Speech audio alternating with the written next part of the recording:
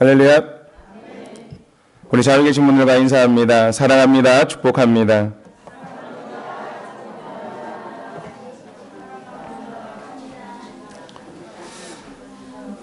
네, 벌써 4월의 마지막 주일을 맞이하게 됩니다. 4월 한 달 어떻게 지내셨습니까? 매일매일 주어진 시간 속에서 하나님께서 우리에게 베풀어 주신 은혜를 생각하면서 살아간다면 늘 감사가 넘치게 될 줄로 믿습니다. 오늘도 하나님의 거룩한 주일에 성전을 찾았으니 신령과 진정으로 예배를 드리십시오. 성전 마당만 밟고 그냥 돌아가지 마시고 이 시간을 통해서 꼭 주님을 만나시기를 주님의 이름으로 축원합니다. 주님을 만나고 주님께서 나와 함께 하심을 깨닫게 되면 내가 가지고 있는 모든 문제가 다 해결되고 날마다 주님께서 주시는 기쁨 가운데 살게 될 줄로 믿습니다. 아멘이십니까? 2주 만에 만나니까 더 반갑습니다. 잘 지내셨죠? 진실로 하나님의 은혜와 여러분의 기도로 이스라엘 성지순례를 무사히 마치고 돌아왔습니다. 그래서 우리 이 시간에는 제가 다녀온 성지 몇 군데를 사진으로만 함께 나누고 그곳으로 오늘 말씀을 대신하고자 합니다. 비록 사진으로 대하는 성지순례지만 은혜를 누리시길 바랍니다. 먼저 말씀드리면 정말 오늘 이 자리에 못 쓸 수도 있었습니다. 못 쓸 수도 있었는데 하나님의 도우심으로 이 자리에 왔습니다. 지난 18일 월요일 오후에 예루살렘 시내에서 버스 폭탄 테러가 있었죠. 유대인의 6월절 절기를 앞두고 일어난 그런 테러였습니다. 그 사고로 21명이 크게 다쳤죠. 그런데 이렇게 이스라엘 내에 테러가 발생을 하면 이스라엘 국경이 닫히게 됩니다. 그러면 그 국경이 닫히면 언제 국경이 열리게 될 줄 모르는 그런 상태가 되는데 원래 제가 속한 이 성지순례팀이 정상적인 일정으로 보면 그 18일 월요일 오후에 그 폭탄 테러가 일어났던 그 시간쯤에 원래 이스라엘에서 국경을 넘어서 요르단으로 넘어오게 되어 있었는데 중간에 좀 차질이 생겨서 그로 인해서 월요일 오전에 저희가 요르단으로 넘어왔기 때문에 무사히 오늘 이 자리에 설 수 있게 된 줄로 믿습니다. 안 그랬으면 못 왔을 수도 있어요. 농담이 아니라 정말 몰랐어요. 저희는 테러가 일어난 줄도 몰랐습니다. 18일 날 테러가 일어난 줄도 모르고 19일 아침에 19일 새벽에 그러니까 한국에서 저희 성지순례팀 가족들이 막 전화를 한 거예요. 이렇게 이스라엘에 테러가 났는데 괜찮냐고. 왜냐하면 저희는 진짜 테러 난 줄도 모르고 무사히 넘어왔기 때문에 가족들 전화 받고서야 저희가 알았어요. 그래서 막 인터넷으로 검색해보고 그 시간이 거의 저희가 국경을 넘어올 시간이라 잘못하면 못 넘어올 수도 있었다라는 것을 알았습니다. 그래서 하나님의 계획하심이 아니었다면 무사히 성지순례를 마칠 수 없었다라는 것, 그리고 하나님의 계획과 섭리가 얼마나 오묘한지에 대해서 이 성지순례를 통해서 다시 한번 깨닫게 된 줄로 믿습니다. 이번 성지순례 일정은 요르단에서 이틀을 머물고 다시 이스라엘로 넘어가서 5일을 머물고 다시금 또 요르단으로 넘어와서 하루를 머무는 그런 일정입니다. 성지순례를 하면서 다니면서 가장 많이 불렀던 마음속으로 찬양했던 것이 있다면 아마 이 찬양이었을 겁니다. 저 멀리 배는 나의 시온성 오 거룩한 곳 아버지 집 내 사모하는 집에 가고자. 정말 참 많이 사모했던 것 같습니다. 그래서 이 성지순례 기간 가운데 항상 하나님의 은혜가 있었던 것 같고 귀한 또 주님께서 주시는 에너지를 충전하고 돌아온 것 같습니다. 이 성지순례 그렇게 만만치가 않습니다. 인천공항에서 약 11시간 비행기를 타고 아랍에미레이트 아부다비에 도착한 이후에 공항에서 한 4시간을 기다렸다가 또 다시금 3시간 반을 타고 3시간 반 정도 비행기를 타고 요르단 암만에 도착을 하게 되는 그런 일정으로 시작이 되었습니다.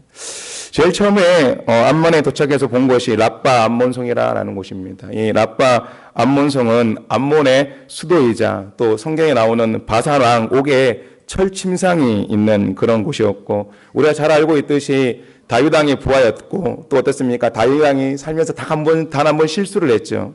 밧세바라라는 그런 여인을 범하게 되었는데 그 밧세바의 남편이 우리아 장군이 죽은 곳이 이 라빠 암몬성이었습니다. 또 여기에는 원형 경기장과 또 헤라클레스 신전이 있죠. 어디서 많이 본 사람들이죠? 촌스럽습니다. 예. 이렇게 원형 경기장이 있는 곳이 라빠 암몬성입니다. 이 성지순례 일정이 대부분 어떻게 시작이 되냐면 새벽 5시에 기상을 해서요. 6시에 아침 식사를 하고 7시에 출발을 하면 거의 저녁 6시나 7시에 다시금 숙소로 들어오는 그런 일정입니다. 관광이 아니고 말 그대로 순례입니다. 순례. 버스로 많은 시간 이동을 해서 또 많이 걸어 다니고 또 버스 타고 이동을 하고 말 그대로 체력적인 그런 싸움입니다. 이렇게 시작된 성지순례. 둘째 날 출애굽한 이스라엘 백성들이 가나안 땅으로 가기 위해서 암몬과 모압 족속에게 길을 열어달라고 했지만 열어주지 않았던 그 왕의 대로를 거쳐서 아르논 골짜기로 향했다라는 것이죠. 저기 화살표로 이렇게 표시된 부분이 이 아르논 골짜기인데요. 이 아르논 골짜기는 베들레헴에 살던 나옴이라는 여인이 모압 땅으로 내려갈 때, 그리고 모압 땅에 가서 남편 다 잃고 아들 다 잃고 다시금 며느리 룻과 함께 돌아올 때 지났던 길이 바로 이 아르논 골짜기입니다. 구약에서는 모압강이라는 이름으로 언급되기도 하는 이 아르논 골짜기는 아모리 왕국과 모압의 경계이자 이스라엘이 가나안 땅을 정복한 이후에는 루벤 지파의 경계가 되었던 곳이기도 하지요. 출애굽하던 이스라엘 백성이 이곳을 경유했고 모압 왕 또 발락이 발람이라는 선지자를 불러서 이스라엘을 저주하기 위해 또 영접했던 곳이 아르논 골짜기입니다. 지금은 이렇게 우기 때 물을 가둬 놓아서 이렇게 댐을 건설해서 저기 잘 보이시나 모르겠네요. 물을도 가둬 놓았다라고 이렇게 라고 했죠. 자, 그런 다음에 저희는 무리바라고 하는, 그리고 모세의 셈이라라고 불리는 곳으로 갔습니다. 여기서 이제 우리가 일정이 페트라라는 곳을 순례하는 일정이었다라는 것이죠. 근데 여기서 문제가 생겼습니다. 둘째 날 문제가 생겼습니다. 원래 이 중동 지방은, 팔레스타인 지방은 사울은 건기라서 비가 오지 않아야 된다라는 겁니다. 그런데 이날 비가 엄청나게 많이 내렸습니다. 그곳 사람들, 요르단 사람들은 비가 많이 내리는 것을 가지고 신의 축복이다라고 얘기를 하죠. 한번 생각해 보십시오. 사막 지역에 비가 많이 내리니까 얼마나 축복이겠습니까? 그런데 저희들에게 있어서는 축복이 아니죠. 그죠? 성지 순례를 할 수가 없다라는 것입니다. 사막에 비가 많이 내릴 때 강이 생긴다라는 것이죠. 그것을 가리켜서 와디라라고 그렇게 얘기를 합니다. 이게 강입니다. 보이십니까? 강? 믿음의 눈으로 보면 강이 보입니다. 제가 옆으로 서 있는 곳, 여기가 강입니다. 여기서부터 여기가 다 강이에요, 강. 폴란드가 다 강입니다. 언제요? 비 올 때만. 비 올 때만 강입니다. 보이시죠, 강? 안 보이십니까? 안 보이시면 믿음이 없으신 겁니다. 보이시죠? 아멘이십니까? 이게 와디라라는 그런 곳입니다. 근데 저희가 가려고 했던 페트라라는 곳이 비가 내리면 이와 같이 와디가 되는 곳입니다. 다시 말해서 큰 비가 내리면 강이 한꺼번에 확 흘러내리는 그런 곳이라 들어갈 수가 없었다라는 것이죠. 그래서 순식간에 비가 와가지고요, 들어갈 수가 없었습니다. 이렇게 막 비가 막 흘러내렸습니다. 이렇게 비가 많이 내려와서. 보이시죠? 이렇게. 광이 돼가지고. 그래서 이 페트라라는 곳을 들어갈 수 없는 상황이 됐습니다. 들어가면 순례객들이 다 쓸려가는 그런 상황이 됐다라는 것이죠. 저희와 함께 있던 요르단의 현지 가이드가 있는데 이 건기에 비가 이렇게 많이 내리는 걸 7년 만에 처음 봤다라고 얘기를 합니다. 7년 만. 그래서 저희가 이 페트라를 들어갈 수가 없었습니다. 사실 이 숙소에서 이 페트라를 보기 위해서 버스를 타고 3시간 반을 갔습니다. 3시간 반을. 3시간 반을 왔는데 못 봤죠. 그래서 기다렸습니다. 혹시라도 문을 열까봐. 1시간 뒤에 비가 그치고 날이 갰습니다. 언제 비가 왔냐는 듯이. 참 이쁘죠. 바로 이렇게 됐다라는 것이죠. 그래서 막 기대를 했습니다.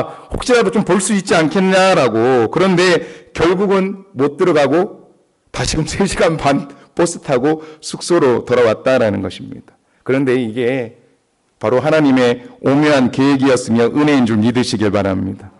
저희에게 뭘 보여주셨냐면 사막에 강이 흐르는 것을 보여주셨다라는 것입니다.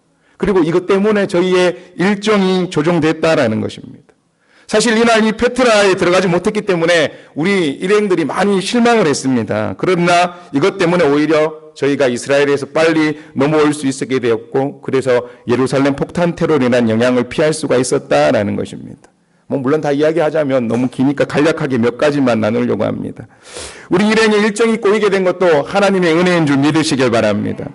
둘째 날 일정 너무너무 아쉬움이 남았습니다. 여기 3시간 반 갔다가 허탕치고 거기서 한 2시간 반 기다렸다가 결국은 못 보고 다시금 3시간 반 타고 들어왔으니까 얼마나 허무하겠습니까? 그렇게 아쉬움을 남기고 결국은 저희들이 이스라엘로 넘어가게 됐습니다. 그런데 요르단에서 이스라엘로 넘어가는데 그 국경을 통과하는 일이 쉽지 않았습니다. 저희를 인솔한 인솔 가이드가 이야기를 하는데 이스라엘 국경을 통과하는데 평균 4시간이 걸린다고 합니다. 왜냐하면 이스라엘의 입국 심사가 너무 까다로워서 아무런 이유 없이 그냥 붙잡아 놓는다라는 것이죠. 그래서 그 가이드가 얘기하기를 가장 힘들 때는 오전 10시에 입국 심사를 내서 오후 4시에 마친 적이 있다고 합니다. 계속 붙잡아 놔서 통과를 못했다라는 것입니다. 이 말을 듣고 저도 기도를 했는데 나중에 알고 보니까 저희와 함께 갔던 일행 중에 목사님들도 기도했음을 나중에 알 수 있었습니다. 참고로 저희 일행이 총 21명이 갔는데 목사님이 4분이었고 사모님이 4분이었습니다. 물론 그중에는 목사님 따로 사모님이 따로 오신 분도 계셨습니다. 그리고 나머지 평신도가 12명, 가이드가 1명, 이렇게 21명이 저희 팀이었다라는 것이죠.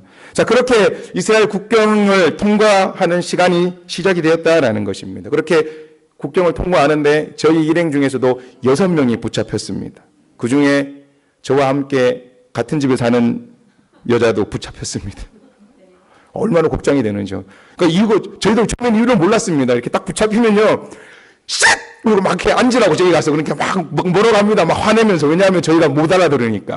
막 어떤 여자분이 막 화를 내는데, 근데 나중에 알고 보니까 그래도 다행히 저희 일에는 큰 문제는 없었습니다. 큰 문제가 있어서 그런 것이 아니라 요르단에서 이스라엘 넘어올 때 똑같이 공항에서처럼 짐을 붙이는데 짐은 붙였는데 짐이 넘어왔습니다. 이스라엘로 분명하게. 그런데 전산상에 짐이 안 넘어왔습니다. 그래서 사람이 못 들어가는 겁니다. 왜냐하면 하도 폭탄 테러가 많으니까 이 짐이 들어오는 것이 확인돼야 사람을 보내줍니다. 그렇지 않으면 혹시나 폭탄 테러를 보내는 가방으로 생각을 하고 그 사람을 붙잡아 놓고 안 보내주는 겁니다. 아무튼 간에 그래도 무사히 이스라엘로 넘어오게 됐다라는 것이죠. 한 30분 정도 기다렸던 것 같습니다. 그리고 정말 가이드 이야기로는 자기가 가이드한 이래의 최단시간에 이스라엘 국경을 통과했다라고, 이 역시 하나님의 은혜라고 표현할 수밖에 없죠. 이처럼 이스라엘로 들어와서 제일 먼저 저희가 갔던 것은 바로 이 요단강입니다. 보이시죠? 요단강. 얼마큼 보입니까? 강폭이. 여기가 바로 세례 요한이 세례를 베푼 돌 요단강 세례터입니다. 요단강, 여러분 생각하는 요단강 얼마나 합니까? 저 폭이요, 요단강 폭이 6m 정도밖에 되지 않는다는 겁니다. 얼마 안 됩니다, 6m. 잘생겼습니다. 누군지 몰라도. 자, 이 6m 되지밖에 않은 요단강, 6m밖에 안 되는 요단강, 또 비가 오느라 흙탕물이었지만 그곳에서 세례를 베풀던 세례 요한의 모습이 그려졌습니다. 그리고 뿐만 아니라 이 출애굽을 해서 요단강을 건너던 이스라엘 백성들의 모습도 눈에 보였다라는 것입니다. 지금은 3,000년 정도의 시간이 지나서 좀 지형이 변화가 돼서 요단강 폭이 6m 정도밖에 되지 않는다라고. 3,000년 정도 당시에 출애굽 정도만 했을 때에도 평소 이 요단강의 길이는 1km라고, 그리고 수심은 41m 정도가 됐다라고 그렇게 얘기를 합니다. 그리고 이스라엘 백성들이 출애굽을 해서 이 요단강을 건널 시기, 그때는 모맥을 거둘 시기로 물이 차고 넘치는 시기라라고, 그 시기에는 강폭이 11km가 되고 수심이 56m가 되었다라고 그렇게 얘기를 합니다. 그것을 이스라엘 백성들이 어떻게 합니까? 마른 땅을 건너듯이 건넜다라는 것. 그 말씀을 기억하면서 요단강을 바라보니까 얼마나 하나님의 은혜가 큰지요. 하나님의 능력이 얼마나 놀라운지를 다시금 감탄할 수밖에 없었습니다. 또 예수님께서 어떻습니까? 바로 이 요단강에서 뭘 받으셨습니까? 세례요한에게 세례를 받으셨다라는 것입니다. 그때 그 장면도 한번 떠올려봤다라는 것이죠. 우리가 잘 알고 있듯이 성경 말씀에 뭐라고 되어 있습니까? 백성이 다 세례를 받을 때 예수도 세례를 받으시고 기도하실 때 하늘이 열리며 성령이 비둘기 같은 형체로 그의 위에 강림하시더니 하늘로부터 소리가 나기를 너는 내 사랑하는 아들이라 내가 너를 기뻐하노라 하시니라 라는 그 장면 한번 머릿속으로 한번 그려보시길 바랍니다. 얼마나 감격스러운지 모릅니다. 그런 다음에 저희가 그 다음 순례지인 여리고성으로 향했습니다. 여리고 성경에서 많이 등장하는 그런 지역이죠. 혹시 이 나무 무슨 나무인지 아시겠습니까? 자, 뭘까요? 맞추시는 분에게는 제가 선물을 하나 드리겠습니다. 감람나무. 자, 여리고의 감람나무. 여리고 하면 유명한 사람이 하나 있습니다. 키가 작고요. 예수님을 너무너무 보고 싶어 했던 사람이 있습니다. 삭개오죠. 삭개오가 올라갔던 바로 이 돌 무화과 나무. 이게 바로 이 돌 무화과 나무입니다. 이게 삭개오가 올라갔던 돌 무화과 나무라고 그렇게 이야기를 하고 있습니다.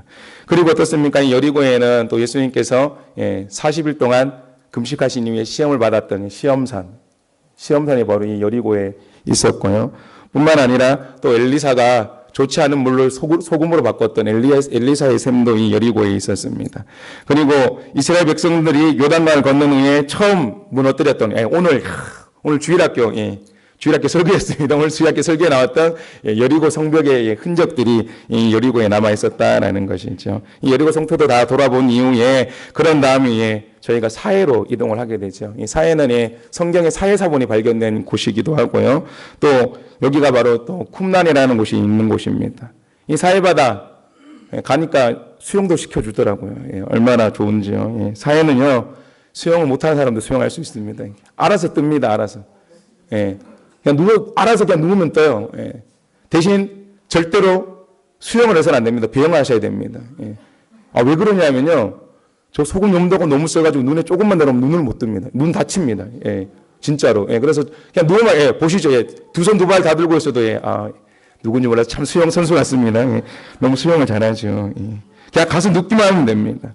이렇게 하루 일정을 마치고 갈릴리 숙소로 향할 때 갈릴리 가이드 목사님께서 저희가 요르단에서 페트라에 못 들어갔다는 사실을 알고 이스라엘의 성지 순례 일정을 조절해서 페트라를 갈 수 있게 해보겠다라고. 이로 인해서 이스라엘의 성지 순례가 저희 일정보다 훨씬 빡빡하게 순례가 일정이 돌아갔습니다. 오죽하면 제가 이틀 동안은요, 애들한테 전화를 못 하겠더라고요. 그래서 저희 예강이가 할머니한테 혹시 비행기가 떨어져서 아빠가 전화를 못 하냐고. 그렇게 할 정도로 일정이 너무너무 빡빡하게 돌아갔는데, 그로 인해서 이스라엘에서 일정이 하루가 단축되었고, 18일 월요일 저녁에 요르단으로 넘어가는 일정이 18일 아침 일찍 넘어가게 되었다라는 것입니다. 그래서 제가 살아 돌아왔습니다. 살아 돌아와서 여러분 앞에 설교하게 된 줄 믿으시길 바랍니다. 진짜 하나님의 은혜였다라는 것입니다. 그렇게 일정이 시작이 됩니다. 그렇게 이스라엘의 일정, 그 다음날 이스라엘 바로 물의 근원지인 텔단으로 향했다라는 것입니다. 이 텔단이라는 곳은 단 지파가 거주했던 지역으로서 헬몬산에 있는 눈이 녹아서 땅으로 스며들었다가 다시금 물이 솟아나오는 곳, 바로 이 편말이 있는 데가 여기서 물이 시작이 된다라고. 헬몬산에서 눈이 녹아서 땅으로 스며들었다가 다시금 솟아나오는 것이 바로 이 자리입니다. 이 자리인데 물이 얼마큼 나올 것 같습니까? 여러분 생각에 초당 50톤 물이 여기서 쏟아져 나온다고 합니다. 그래서 물의 근원이죠. 그래서 성경에 보면 단에서부터 물이 흘러서 브에세바까지 흐른다라는 곳, 그 단이 바로 이 텔단이었다라는 것입니다. 그리고 또 이곳에는 뭐가 있냐면 여로보암이 금송아지 우상의 제단을 만들었던 곳, 그래서 북이스라엘 백성들을 못 넘어가게 했던 그런 제단터도 남아 있었다라는 것입니다. 그럼에도 불구하고 얼마나 물이 많고 숲이 우거져 있는지 이곳에 공원이 조성되어 있는데 이곳 공원의 이름이 바로 에덴 동산이었다라는 것이죠. 이런 사막 지역에 저와 같은 아름다운 곳이 있었다라는 것입니다. 그런 다음에 헬몬산에서 내려가는 폭포에 이곳에도 폭포가 있더라고요. 깜짝 놀랐습니다. 이 텔단이라는 곳에 물이 솟아나는 것도 깜짝 놀랐지만 폭포가 저렇게 떨어지는 곳이 있다라는 겁니다. 상상도 못했던 그런 곳을 저희들이 봤다라는 것이죠. 그리고 우리가 이제 이런 폭포를 눌렀다가 주는 그리스도시요 살아계신 하나님의 아들이시니라도 고백을 했던 가이사라 빌립보를 향하게 됐다라는 것입니다. 이곳에 왜 베드로가 주는 그리스도시요 살아계신 하나님의 아들이라는 고백이 왜 중요하냐면 이 가이사라 빌립보에 가면 많은 이방 신전들이 있다는 것입니다. 그 당시에 많은 이방 신들이 있었는데 그럼에도 불구하고 베드로가 주님을 향해서 주는 그리스도시요 살아계신 아들이라 고백했다라는 이 사실이 정말 귀한 고백이었다라는 것을 알 수 있었다라는 것입니다. 이렇게 가이사라 빌립보를 거쳐서 저희들이 골란 고원으로 향했다라는 것입니다. 골란 고원을 바라보고 그리고 다시금 저희들 갈릴리로 향했는데 가기 전에 보니까 혹시 보이십니까? 저기 위에 여기 흰색 여기가 어디냐면 바로 헬몬산입니다. 헬몬산이라고 얘기를 하죠. 4월까지 눈이 녹지 않고 있습니다. 그래서 이 눈이 녹아서 땅으로 스며든 다음에 아까 봤던 그 텔단에서 그 물이 솟아오른다라고 이렇게 얘기를 합니다. 자, 이렇게 헬몬산을 거쳐서 골란고원을 보고 저희가 갈릴리 바다, 갈릴리 호수 뭐가 맞는지 모르겠습니다.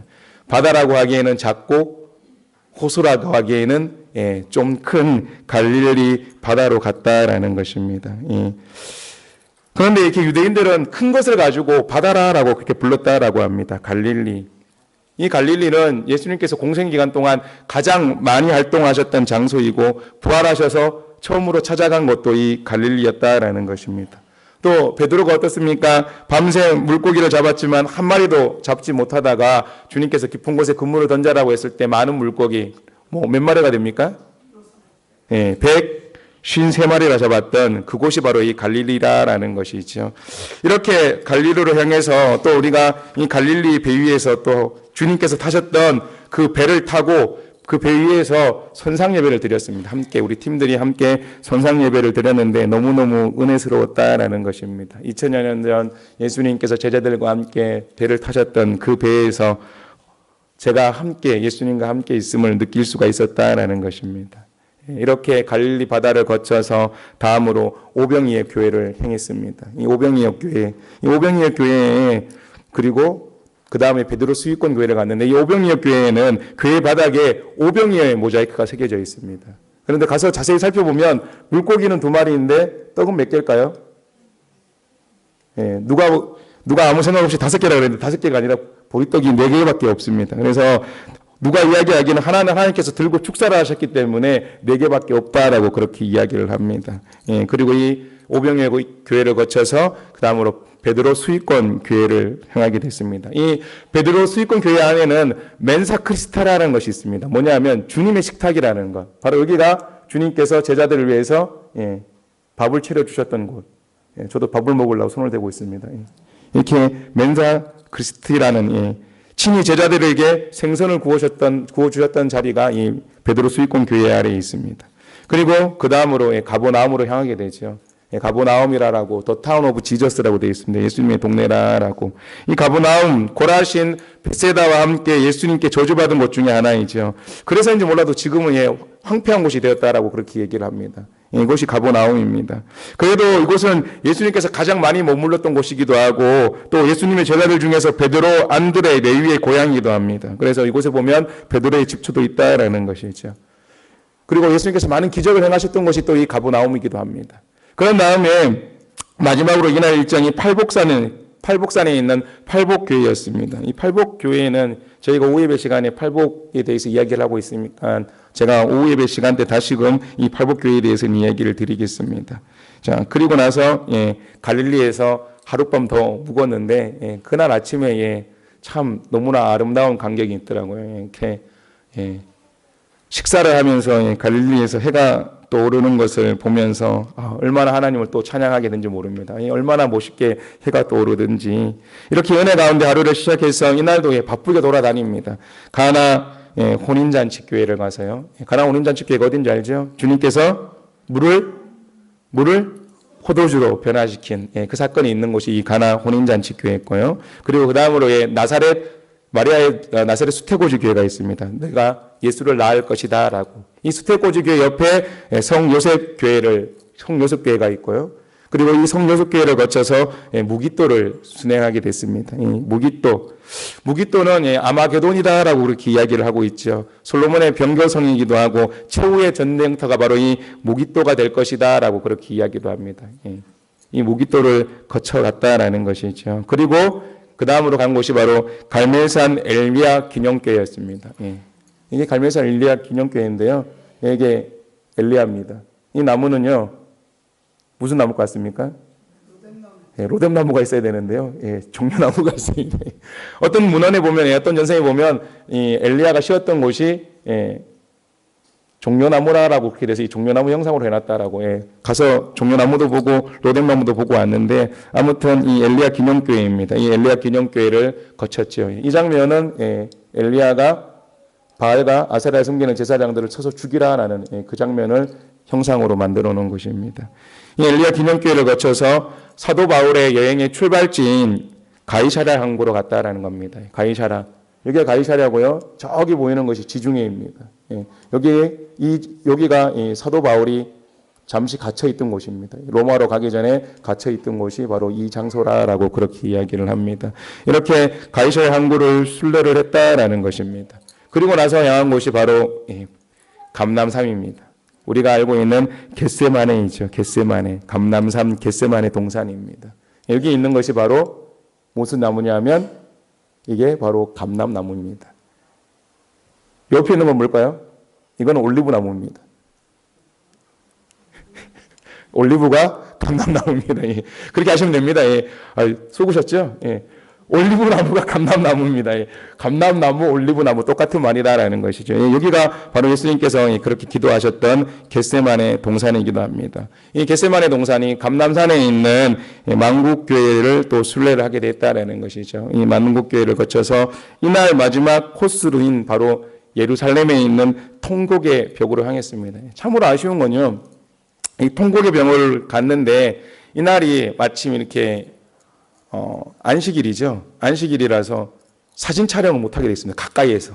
그러니까 사진 촬영하는 것도 일이라고 해요. 제가 핸드폰을 이렇게 막 손에 들고 가니까 거기 유대 앞뒤가 와가지고 집어넣으라고 막 그렇게 얘기를 합니다. 그래서 멀리서 찍은 겁니다. 여기가 통곡의 벽입니다. 화살표에 대한 여기가 통곡의 벽인데요. 이 통곡의 벽, 유대인은 철저하게 남자, 여자가 따로 들어갑니다. 그래서 이 통곡의 벽 갈 때도 이쪽은 여자고 이쪽은 남자가 들어간다라는 것이죠. 그래서 통곡의 벽을 붙잡고 기도하는데, 저도 가서 이렇게 다 기도를 했으면 붙잡고 기도를 하는데 하나님을 향한 정말 뜨거운 그런 눈물이 흐르는 것을 알 수가 있었습니다. 그리고 이 통곡의 벽을 가보면요, 벽 사이사이마다 정말 기도 편지가 엄청나게 많이 꽂혀 있습니다. 그래서 유대인들이 꼭 기도 편지를 이 통곡의 벽에 꽂아 놓는다라는 것이죠. 왜 이 통곡의 벽에서 기도하는 줄 아십니까? 왜 통곡의 벽에서 기도할까요? 예. 기도가 잘 이루어지니까 이 통곡의 벽을요, 이 통곡의 벽을 넘어서면 여기 안에 뭐가 있냐면 성전이 있다라는 겁니다. 그런데 지금은 성전이 어떻습니까? 무슬림의 소유로 돼 있어서 성전에 들어갈 수가 없다라는 겁니다. 그래서 성경에 보면 어떻습니까? 성전을 향해서 기도하는 거죠. 그러니까 이게 성전을 향해서 기도하는 겁니다. 이 통곡의 벽을 붙잡고 기도하면 이 통곡의 벽을 넘어서면 성전이 있기 때문에 성전을 향해서 기도한다라는 것이죠. 이 통곡의 벽은 지금은 서쪽 벽이다라고 이렇게 불리는데, 이 통곡의 벽에 대한 유래가 두 가지라고 얘기를 합니다. 하나는 예수님께서 죽은 이후에 로마군이 예루살렘을 공격해서 많은 유대인들이 죽었는데, 이와 같은 비극을 지켜본 이 성벽이 밤이 되면 통탄의 눈물을 흘린다라고 해서 통곡의 벽이라고 부르기도 하고, 또 다른 하나는 유대인들이 성벽 앞에 모여서 성전이 파괴된 것을 슬퍼해서 통곡의 벽이다라고 그렇게 부르기도 한다라고. 아무튼 이곳에서 기도하는데 남자는 꼭 머리에 못 쓰고 들어가야 됩니다. 예, 그냥 머리에 들어가면 안 되고, 남자는 꼭 머리에 뭐를 써야 됩니다. 뭐를 쓰냐면 이런 거 씁니다. 이런 거 이렇게 하나 이렇게 딱 쓰고 들어가야 됩니다. 이렇게 쓰고. 이걸 가지고 키퍼라고 그러는데요. 이 키퍼를 꼭 쓰고 들어가야 된다라는 것입니다. 머리를 가려야 된다라는 거죠. 하나님을 만나는데. 이렇게 통곡의 벽을 끝으로 또 하루의 일정을 끝내고 이제 이날은 예루살렘에서 하루를 머물게 됩니다. 그리고 이제 그 다음날 일찍 이 예루살렘에서 일정이 시작이 되죠. 안나 기념교회를 시작으로 해서, 이 안나 기념교회 안에 뭐가 있냐면 38년 된 병자를 고쳤던 곳 어디죠? 혹시 아십니까? 베데스다 연못이 있다라는 겁니다. 베데스다 연못, 정말 깊게 되어 있는데요. 여기 물이 조금 남아 있습니다. 이 베데스다 연못을 거쳐서 드디어 이제 이 성지순례 하이라이트라고 할 수가 있죠. 비아 돌로로사의 길을 순례하기를 시작을 합니다. 비아 돌로로사, 언젠가 한번 말씀드렸습니다. 비아는 길을 나타내고 돌로로사는 슬픔과 고난과 탄식을 의미한다라고, 바로 우리 주님께서 걸어가셨던 십자가의 길을 의미하죠. 이 십자가의 길에는 총 14가지 초소가 있습니다. 이 14가지 초소가 바로 주님께서 걸어가셨던 십자가의 길을 의미하죠. 십자가의 길 제1초는 예수님께서 재판을 받으신 장소입니다. 빌라도의 법정이 있던 곳입니다. 그런데 지금은 이렇게 아랍계 학교가 있어서요, 이곳을 들어갈 수는 없습니다. 이곳을 들어갈 수는 없는데 한 달에 한 번인가? 그때 한 번 들어갈 수 있다라고 그렇게 얘기를 하는 것 같습니다. 그래서 여기가 제1처입니다. 제1처가 바로 빌라도의 법정이 있던 곳이죠. 그런 다음에 우리의 순례는, 저희들의 순례는 2처부터 시작이 됐습니다. 2처에는 빌라도가 사형을 언도한 이후에 예수님께 가시관을 씌우고 자주색 옷을 입혀서 희롱을 한 곳으로 손곡교회가 있고요. 또 이 2처에는 이 송구한 이후 어떻습니까? 채찍질을 한 이 채찍질 교회가, 이 모자이크에 보면 주님을 채찍질하는 모습이 있다라는 것입니다. 이쪽에는 빌라도가 손을 씻는 모습이 있고요. 여기서는 채찍질에 맞는 모습이 있다라는 것이죠. 이렇게 2처가 채찍질에 맞는 그런 2처가 있다라는 것입니다. 이 2처를 거쳐서 3처로 향하게 되죠. 제3처는 예수님께서 십자가를 지고 가다가 제일 처음으로 넘어지신 장소다라고. 그래서 1856년에 세워진 아르메니안 기념교회에 속해 있는 작은 교회당이 그것이 그 장소다라고 그렇게 이야기를 합니다. 제 사천은 여기가 아르메니아 교회당 아니고요. 제 사천은 바로 예수님의 어머니 마리아와 십자가를 지고 가시는 예수님께서 눈이 마주친 곳이죠. 그래서 십자가를 지신 예수님하고 마리아의 눈이 마주친 곳이 이 세처입니다. 제 오천은 다른 곳이 아니라 바로 구레네 시몬을 만나서 구레네 시몬이 예수님의 십자가를 지고 대신 지고 골고다까지 간 그곳이 제 4처이고요. 제 6처는 베로니카라는 그런 여인이 물수건으로 피 묻은 예수님의 얼굴을 닦아주었다라는 곳이 있죠. 그래서 예수님의 피를 닦아주었을 때 돌려받은 그 손수건에 예수님의 얼굴의 형상이 찍혀 있었고 그 수건은 지금도 로마에 있는 성 베드로 성당에 보관 중이다라고 그렇게 이야기하고 있습니다. 제 7처는 예수님께서 두 번째 쓰러진 곳이고 당시에 이것은 성 밖으로 이어지는 문이 있었다라고 그렇게 이야기를 합니다. 제 8처는 예수님께서 따라오는 여인들을 향해서 자기를 위해서 우는 그 여인들을 향해서 뭐라고 얘기합니까? 나를 위해 울지 말고 너희 자녀를 위해서 울라라고 말씀하신 곳이 제 8처이고요. 제 9처는 예수님께서 세 번째 쓰러진 곳으로 현재는 콥틱 교회가 있습니다. 그리고 제 10처부터 14처까지는 모두 성묘교회 안에 있다라는 것이죠. 제 10처는 제 10처는 바로 여기입니다. 예수님의 옷을 벗겨진 곳입니다. 이곳이 예수님의 옷이 벗겨진 그런 장소이고요. 제 11처는 예수님께서 십자가에서 못 박힌 장소입니다. 십자가에서 못 박힌 장소입니다. 그리고 제 12처는 십자가 위에서 숨을 거두신 곳이 제 12처이고요. 그 아래 보면 십자가를 세웠던 자리가 이렇게 남아 있습니다. 십자가를 세웠던 자리가 표시가 되어 있습니다. 그리고 주님께서 십자가에서 운명하셨을 때 성경은 땅이 진동하고 바위가 터졌다라고 기록이 되어 있는데 바로 이 자리에 가면 터진 바위가 이렇게 전시되어 있다는 것이죠. 그때 터진 바위가 전시가 되어 있습니다. 그리고 제 13처는 아리마대 요셉이 어떻습니까? 시신을 내려놓아서 장사하기 위해서 잠시 눕혀놨던 그 자리가 이 13처입니다. 저렇게 누워놨다라는 것이죠. 그리고 14처는 바로 아리마대 요셉이 자기의 무덤에 예수님을 장사 지낸 곳이죠. 저 교회 안에, 저 성묘 교회 안에 예수님의 무덤이 있다라는 것입니다. 예수님께서 묻혔던 곳이 있었다라는 것이죠. 이 장소가 바로 예수님의 시신을 뉘어놨던 그런 곳입니다. 이렇게 십자가의 길을 다 순례를 했습니다. 비아 돌로로사의 길을 다 순례를 하고 당시 로마 시대에 로마를 관통했던 카르도라는 그런 도로를 지나서 그 다음에 저희는 마가 다락방으로 향하게 되죠. 여기가 마가 다락방입니다. 마가 다락방. 얼마나 할 것 같습니까? 마가 다락방이요? 마가 다락방이 크대요. 그죠? 큽니다. 이만합니다. 이거보다 더 크죠? 저희 성전만 한 것 같습니다. 이만큼의 마가 다락방이 컸다라는 것이죠. 이곳에서 다윗 왕의 가묘도 보고요. 다윗 왕의 묘를 가짜로 만들어 놓은 것도 있었습니다. 그런 다음에 주님께서 승천하셨다라는 승천 기념돔으로 행했다라는 것입니다. 이 승천 기념돔입니다. 이 승천 기념돔 안에는 조그마한 바위가 하나 깔려 있는데 이 바위는 뭐냐면 예수님께서 승천하실 때 발을 탁 밟고 올라가셨다라는 곳입니다. 그래서 발자국이 남아 있다라고 어디서 많이 본 사람이 있을 겁니다. 바로 여기 안에 보면 예수님의 발자국이 남아 있다라고 그렇게 얘기를 하고 있습니다. 자, 이렇게 이 승천 기념돔을 저희가 순례를 하고 그 다음에 주기도문 교회를 행했는데 주기도문 교회는 들어가 보지는 못했습니다. 왜냐하면 이 날이 저희가 이 예루살렘을 순례했던 날이 주일이었습니다. 그래서 교회들마다 예배드리고 있는 곳이 많아가지고요 들어가 보지는 못하고 밖에서만 저희가 보고 이 밖에서 저희들이 주기도문을 드리고 그렇게 이 아쉬움을 뒤로하고 예수님의 눈물교회를 행했다라는 것입니다. 예수님의 눈물교회, 여기에는 예수님께서 어떻습니까? 십자가에 못 박히기 전에 예루살렘 성을 바라보시고 탄식하셨던 그 모습을, 그 말씀을 모자이크로 그려놓았다라는 것입니다. 어떤 탄식을 하셨습니까? 누가복음에 이렇게 되어 있습니다. 예루살렘아 예루살렘아 선지자들을 죽이고 내게 파송된 자들을 돌로 치는 자여 암탉이 제 새끼를 날개 아래 모음같이 내가 너희의 자녀를 모으려 한 일이 몇 번이냐 그러나 너희가 원하지 아니하였도다 라고 이렇게 하죠. 이 말씀에 있는 것 암탉이 어떻습니까? 제 새끼를 날개 아래 모은 것 같은 이 말씀에 대한 것을 모자이크로 만들어놨다는 것이죠. 암탉이 자기 새끼를 품고 있는 것을 모자이크로 만들어 놓은 교회가 바로 예수님의 눈물교회입니다. 자, 여기서 이제 예루살렘의 일정이 끝이 나고요. 그런 다음에 저희가 베들레헴으로 이동을 하게 됩니다. 베들레헴으로 이동을 해서 예수님의 탄생 기념교회를 순례를 했습니다. 여기에는 예수님의 탄생 기념 제대 탄생별이라라는 것이 있죠. 이 탄생별이라는 거. 바로 여기서 예수님께서 마리아가 아기 예수를 낳은 장소다라고 그렇게 이야기를 하고 있습니다. 또 동시에 이곳은요, 제롬이라는 사람이 성경을 번역한 곳이기도 합니다. 저 뒤에 보이는 사람이 제롬입니다. 이 사람이 제롬이 아니고요. 이 사람이 제롬입니다. 이 사람 아닙니다. 이 사람이에요. 이 사람이 성경을 번역했던 곳이기도 하고요.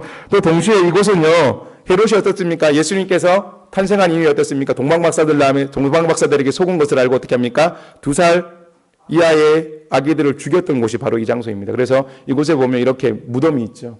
이 작은 무덤이 이렇게 있습니다. 그래서 아기들의 발굴해 봤더니 2살 이하의 아기들의 뼈들이 발견됐다라고 해서 바로 이곳이 바로 그 헤롯이 아기들을 죽였던 그런 아기들의 무덤이 있는 곳이기도 합니다. 그런 다음에 목자들이 있는 목자들의 들판교회로 향해서 이 자리에서 저희도 주일 예배를 드렸습니다. 아침 새벽 5시에 예배를 드릴 수가 없어서 이 목자들 들판교회에 와서 예쁜 사람이 한 명 있습니다. 아무튼 목자들의 들판교회에 와서 예배를 드리고요. 그리고 헤로디움이라는 곳에 올라갔습니다. 헤로디움이라는 곳에 올라가서 이스라엘 전체를 바라보면서 이스라엘의 순례를 여정을 정리를 했다라는 것입니다. 자, 이렇게 하루의 일정이 마치고 그 다음날 아침에 요르단 유대 광야를 바라본 다음에 저희가 다시금 요르단 국경을 넘어서 페트라를 순례할 수 있었습니다. 다시금 요르단으로 넘어갈 때도 마찬가지입니다. 말씀드렸죠. 이렇게 이스라엘의 입국 심사가 너무너무 까다로워서요. 한참을 기다려야 됩니다. 그래서 들어간 다음에도 한참을 기다려야 되는데 놀랍게도 하나님께서 예비하셔서 너무나도 최단 시간에 한 30분도 채 안 걸린 것 같습니다. 30분도 채 안 걸려서 국경을 통과를 해서 페트라라는 곳을 순례를 하게 됐죠. 이곳이 페트라입니다. 이 페트라라는 곳을 순례할 수 있었고 저희가 마지막 날 이제 모세가 죽음을 맞이했던 느보산에 올라가서 여기가 느보산입니다. 느보산에 올라가서 이스라엘을 바라보는 것으로 순례 일정을 마쳤다라는 것입니다. 사실 이번 성지순례 저는 참 많은 은혜를 받았습니다. 그 중에 하나만 나누고 오늘 말씀을 맺으려고 합니다. 다른 게 아니고요. 이렇게 이스라엘 성지를 순례를 할 때, 시작을 할 때 이스라엘의 가이드 목사님이 저희들에게 이런 숙제를 하나 냈습니다. 왜 예수님께서 여러분을 이곳까지 불렀는지를 이 성지 순례 기간 가운데 그 해답을 찾았으면 좋겠고 여기서 예수님을 순례 기간 동안 예수님을 만나고 그 대답을 듣고 돌아가셨으면 좋겠다라고 그렇게 저희들에게 숙제를 내줬습니다. 저는 그 숙제에 대한 대답을 들었을까요? 못 들었을까요? 들은 줄 믿으시길 바랍니다. 아까 보여드렸던 이 비아돌로로사의 길, 십자가의 길을 순례하는 날 새벽에 주님께서 찾아오셨습니다. 꿈에 주님과 함께 쭉 길을 걷고 있는데 처음에 예수님인지 몰랐습니다. 꿈속에서 주님과 함께 예루살렘을 쭉 걸어 올라가는데 예수님인지 몰랐다라는 것이죠. 그런데 이 비아돌로사의 길, 십자가의 길이 시작되는 그곳에서 갑자기 주님께서 주님의 모습을 보여주시는데 온몸에 상처 투성이고 피투성인 그 모습으로 저에게 얘기를 하십니다. 야, 내가 내 상처를 좀 닦아주면 주지 않겠니? 라고. 네가 내 대신에 좀 십자가를 져주지 않겠니? 라고 저한테 물었습니다. 저는 그 주님의 말씀에 네, 제가 닦아드리겠습니다. 제가 주님 대신 십자가를 지겠습니다. 라고 그렇게 대답을 했습니다. 그래서 예수님께서 저한테 말씀하시기를 그래, 이제부터는 내가 너와 함께하면서 내가 너의 모든 상처를 다 닦아주고 싸매주고 안아주고 치유해주겠다라고. 할렐루야. 너무나도 예수님 만나고 제가 펑펑 울었습니다. 새벽 4시 제가 깼을 때 새벽 4시 50분이었습니다. 펑펑 울면서 주님께 감사하고 얼마나 기쁜지 아직도 그 기억이 생생합니다. 정말 이번 성지순례의 길을 제게 있어서는 잊지 못할 은혜의 길이고 생명의 길이었습니다. 바라게 여러분들이 주님을 꼭 만나시기를 주님의 이름으로 축원합니다. 그 주님만을 사랑하겠다라고 고백하기를 원합니다. 그리고 그 마음을 담아서 우리 함께 찬양하기를 원합니다. 우리 갈릴리 바닷가에서 우리 함께 찬양하기를 원합니다.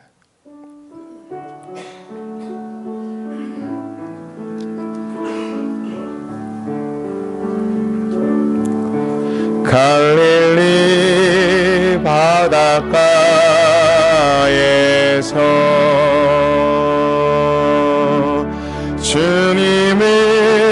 시몬에게 물으셨네.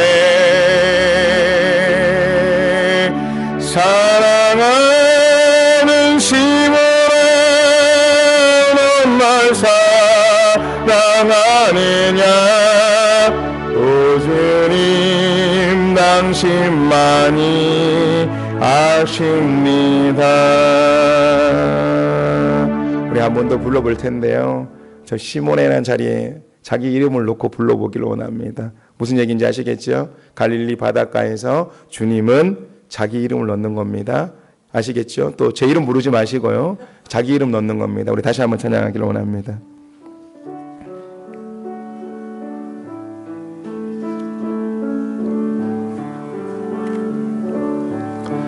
갈릴리 바닷가에서 자기 이름입니다. 주님은 명제에게 물으셨네. 자기 이름입니다. 사랑하는 명제야, 넌 날 사랑하느냐? 오 주님, 당신만이 아십니다. 할렐루야. 사랑하는 음성조합교회 성도들이여, 영원히 주님만을 사랑하며 주님께서 걸어가신 십자가의 길을 걸어가십시다. 그 길이 바로 생명의 길입니다. 주와 함께 걷는 그 길에 충만한 기쁨이 있고 영원한 즐거움이 있음을 잊지 마십시오. 때로는 내게 주어진 십자가가 무겁게 느껴질 때도 있습니다. 그러나 주님께서는 결코 우리를 그냥 버려두지 않으심을 믿으십시오. 조금도 의심하지 마십시오. 온전히 주님께 내 모든 것을 맡기십시오. 세상 끝날까지 나와 함께 하시겠다고 약속하신 그 주님을 믿고 주님 손 붙들고 주님과 함께 주님의 길을 끝까지 걸어가는 저와 여러분이 되기를 주님의 이름으로 축원합니다. 기도합니다. 창조주신 하나님, 감사합니다. 오늘도 저희들 하나님께 나와 예배드립니다. 부족한 종 주님께서 걸어가신 그 길을 걸어가고 함께 그 길에 대해서 나눴습니다. 진실로 저희들 주님만을 사랑하겠다 하고 우리들에게 찾아와 주시옵시고 만나 주시옵소서. 그 주님 만나야 됩니다. 그 주님 만나고 그 주님 손 붙들고 살아가야 됩니다. 주님과 함께 가는 그 길이 바로 생명의 길이요, 그곳에 충만한 기쁨이 있고 영원한 즐거움이 있다라는 것을 저희들 알게 하여 주시옵소서. 때로 십자가가 무겁게 느껴질 때도 있습니다. 아버지, 눈물을 흘릴 때도 있습니다. 그러나 주님께서 우리들에게 찾아오셔서 그 눈물을 닦아주시고 우리들을 위로하시고 우리들에게 새 힘을 주신다라는 것을 저희들 알게 하여 주시옵시고 그 주님만을 더 찬양하며 살아가는 저희 모두가 되게 하여 주시옵소서. 세상 끝날까지 우리와 함께 하시겠다라고 약속하셨사오니 그 약속의 말씀이 우리들의 삶 가운데 그대로 이루어지는 놀라운 은혜를 경험하게 하여 주시옵소서. 그래서 저희들 모두가 주님과 함께 영원한 생명과 구원을 차지하는 기쁨을 누리게 하여 주시옵소서. 그와 같이 우리들과 동행해 주실 것을 믿고 모든 말씀을 오늘도 살아계셔 역사하시고 우리들을 인도하시는 예수 그리스도의 이름으로 기도드리옵나이다. 아멘. 우리 다 같이